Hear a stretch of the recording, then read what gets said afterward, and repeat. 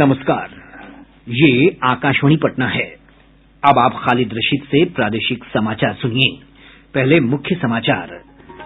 प्रधानमंत्री नरेंद्र मोदी ने कहा, आम बजट के केंद्र में गांव और किसान हैं। बजटीय प्रावधानों से किसानों की आय बढ़ेगी। केंद्रीय माध्यमिक शिक्षा बोर्ड सीबीएसई की 10वीं और 12वीं की वार्षिक परीक्षा 4 मई से आयोजित होगी। राजनीतिक अटकलों के बीच राष्ट्रीय जनता दल के 2 विधायक चंद्रशेखर और विभा देवी ने आज भाजपा के वरिष्ठ नेता और उप मुख्यमंत्री तारकिशोर प्रसाद से मुलाकात की। और राजधानी पटना समेत प्रदेश के अधिकतर भागों में धूप खिलने से लोगों को ठंड से मिली राहत। मौसम विभाग ने कहा, अगले 2 दिनों में ठंड में होगी कमी।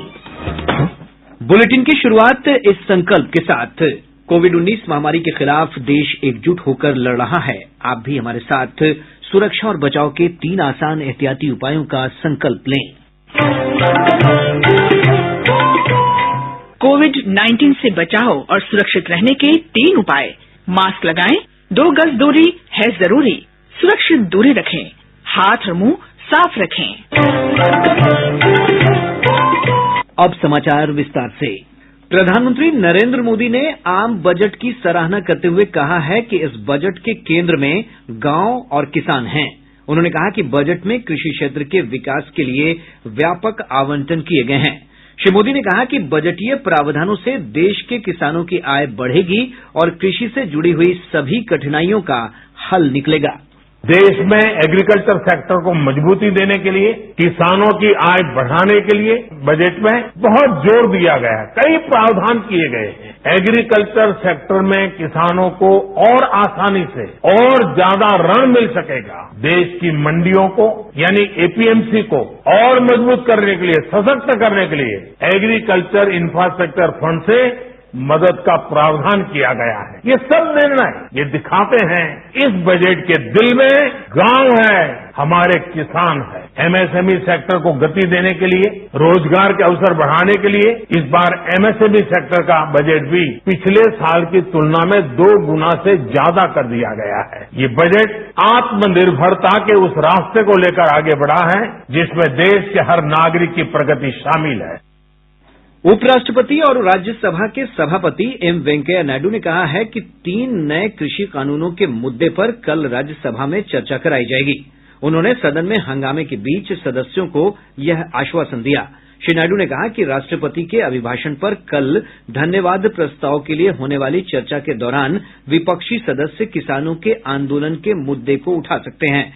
विपक्षी दलों ने सभापति को कार्य स्थगन के लिए नोटिस देकर किसानों के मुद्दे को हल करने की मांग की थी। इसके पूर्व आज सदन की कार्यवाही शुरू होते ही विपक्षी दलों के सदस्यों ने इन कानूनों के निरस्त किए जाने की मांग को लेकर नारेबाजी और शोर शराबा किया। लगातार शोर शराबे के कारण राज्यसभा की कार्यवाही दिन भर के लिए स्थगित कर दी गई। केंद्रीय वित्त मंत्री निर्मला सीतारमण के आम बजट में भारतमाला परियोजना के तहत चयनित सड़कों में राज्य की 700 किलोमीटर से अधिक सड़क का निर्माण भी शामिल है। इसके तहत औरंगाबाद से दरभंगा के बीच बनने वाले राज्य के पहले एक्सप्रेसवे और पटना से आरा होते हुए सासाराम तक बनने वाली नई सड़क के लिए भी बजटीय प्रावधान किया गया है। गौरतलब है कि भारतमाला परियोजना के तहत राज्य में 10 पैकेज में 6 से अधिक सड़कों का निर्माण किया जाना है, जिनमें से कुछ का काम शुरू हो चुका है। भाजपा के वरिष्ठ नेता और उप मुख्यमंत्री तारकिशोर प्रसाद ने कहा है कि मंत्रिमंडल विस्तार की रूपरेखा तैयार हो गई है। श्री प्रसाद ने पटना में संवाददाताओं से बातचीत करते हुए कहा कि शीघ्र ही इसकी घोषणा की जाएगी। उन्होंने इस बात को खारिज किया कि मंत्रिमंडल विस्तार को लेकर एनडीए के घटक दलों के बीच कोई विवाद है। राष्ट्रीय जनता दल के 2 विधायक चंद्रशेखर और विभा देवी ने आज भाजपा के वरिष्ठ नेता और उप मुख्यमंत्री तारकिशोर प्रसाद से मुलाकात की। इस मुलाकात को लेकर राजनीतिक अटकलें तेज हो गई हैं। इधर मधेपुरा से राजद विधायक चंद्रशेखर ने कहा कि वो अपने क्षेत्र की समस्याओं को लेकर उप मुख्यमंत्री से मिलने आए थे।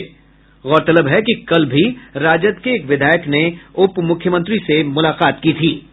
केंद्रीय माध्यमिक शिक्षा बोर्ड सीबीएसई ने इस वर्ष आयोजित होने वाली 10वीं और 12वीं की वार्षिक परीक्षा की तिथि की घोषणा कर दी है। बोर्ड की सूचना के अनुसार 10वीं की परीक्षा 4 मई से 7 जून तक और 12वीं की परीक्षा 4 मई से 11 जून तक आयोजित की जाएगी।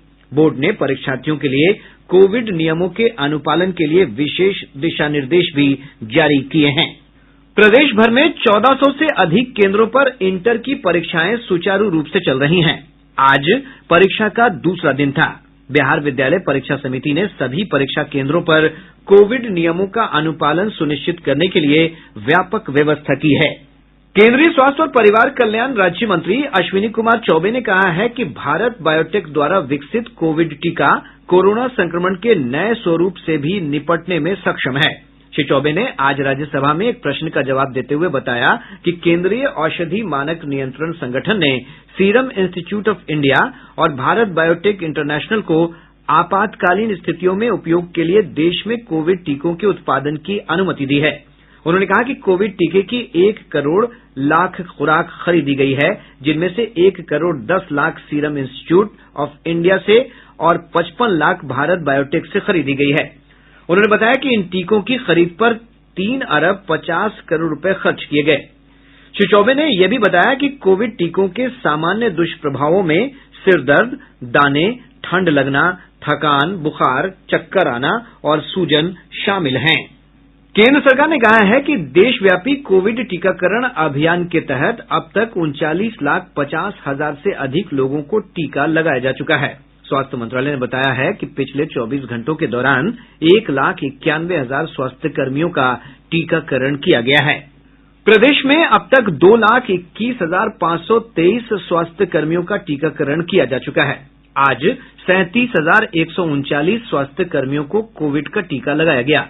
स्वास्थ्य विभाग के अनुसार किसी भी लाभार्थी में टीके के दुष्प्रभाव की कोई पुष्टि नहीं हुई है।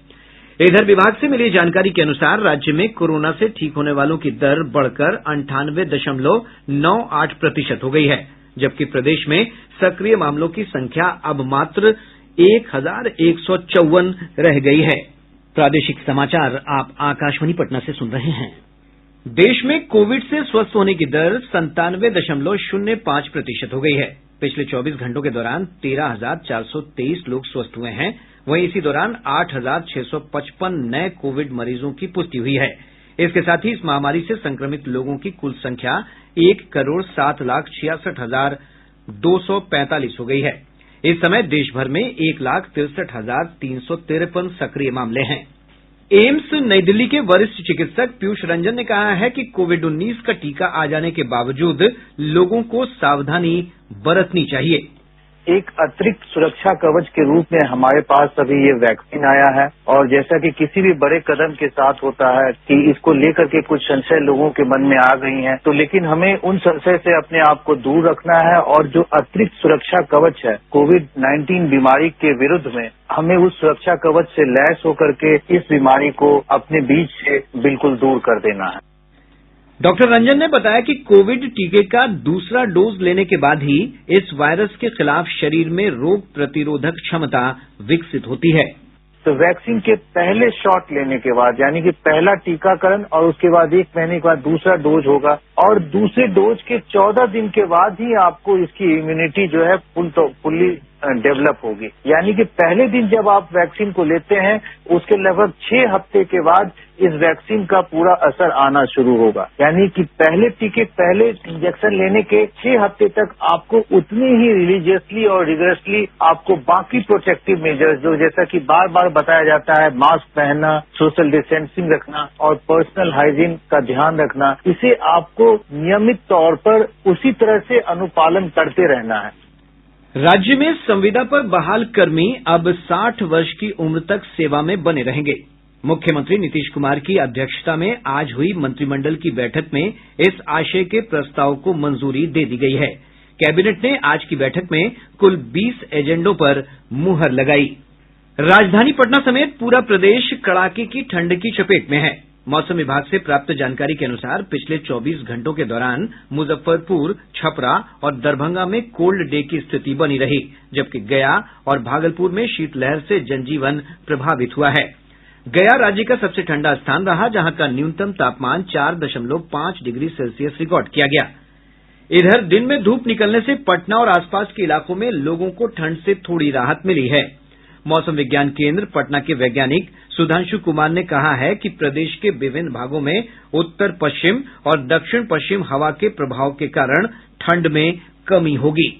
प्रदेश के उत्तरी भाग में दक्षिण पश्चिमी हवा एवं दक्षिणी भाग में उत्तर पश्चिमी हवा का प्रवाह जारी है, जिनके प्रभाव से अगले 24 से 48 घंटों में दिन एवं रात्रि के तापमान में आंशिक वृद्धि का पूर्वानुमान है। साथ ही अब प्रदेश भर में शीत दिवस या शीत लहर जैसी स्थिति नहीं रहेगी। अगले 24 से 48 घंटों के दौरान मध्यम से घने स्तर का कोहरा छाये रहने की संभावना है।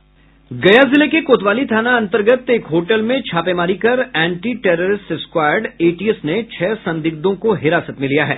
ये सभी यूपी, गुजरात और बिहार के बताए जाते हैं।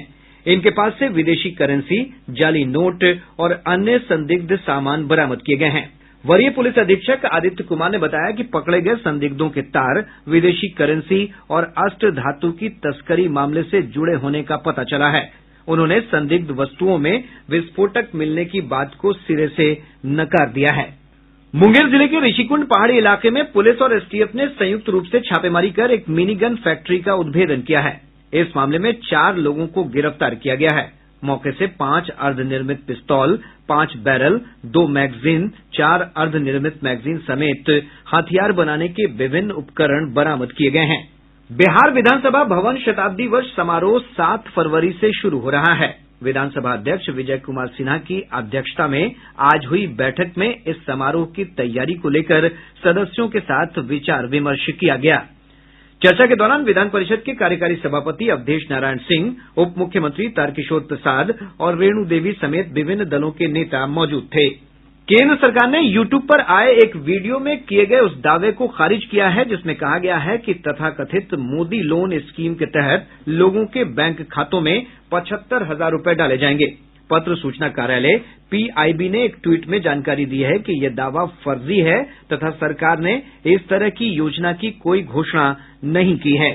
पटना के बाईपास थाना क्षेत्र अंतर्गत 2 करोड़ की शराब पकड़े जाने के मामले में थाना प्रभारी मुकेश कुमार पासवान को निलंबित कर दिया गया है।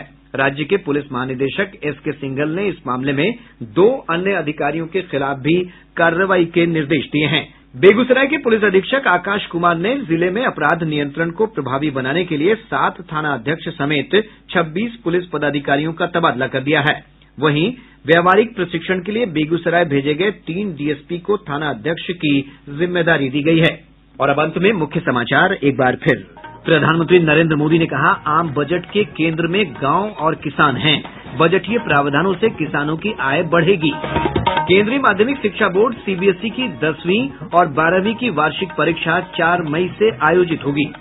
राजनीतिक अटकलों के बीच राष्ट्रीय जनता दल के 2 विधायक चंद्रशेखर और विभा देवी ने आज भाजपा के वरिष्ठ नेता और उप मुख्यमंत्री तारकिशोर प्रसाद से मुलाकात की। और राजधानी पटना समेत प्रदेश के अधिकतर भागों में धूप खिलने से लोगों को ठंड से मिली राहत। मौसम विभाग ने कहा, अगले 2 दिनों में ठंड में होगी कमी। इसके साथ ही आकाशवाणी पटना से प्रसारित प्रादेशिक समाचार का ये अंक समाप्त हुआ। कोविड-19 से बचाव और सुरक्षित रहने के 3 उपाय। मास्क लगाएं, 2 गज दूरी है जरूरी, सुरक्षित दूरी रखें, हाथ और मुंह साफ रखें।